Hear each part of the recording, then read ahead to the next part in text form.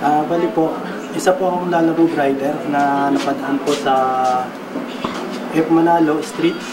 Kasi patungong Kalentong po ako, Mandaluyong. Medyo matraffic po. May lumapit po sa akin isang lalaki. Naakma po akong babasain ng tubig. Pinigilan ko po ito. Nagsabi po ako na, boss, huwag po muna kasi mababasa po yung cellphone ko. At saka ito po yung laman po nito ay mga documents. Ngunit hindi po ako hindi po ako pinagbigyan.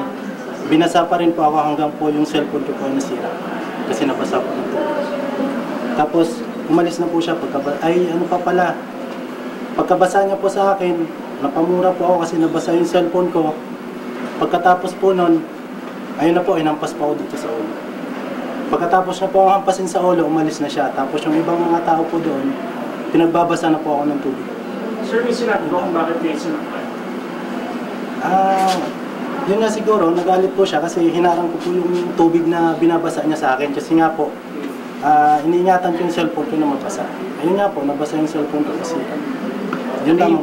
Ano yung nag-joke sa'yo na ito, magpapile ka na ng kaso?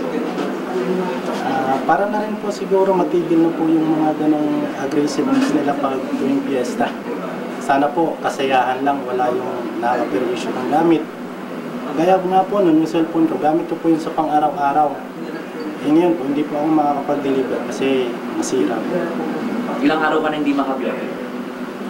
Bali, kahapon lang naman po, tapos ngayon. Yun lamang po.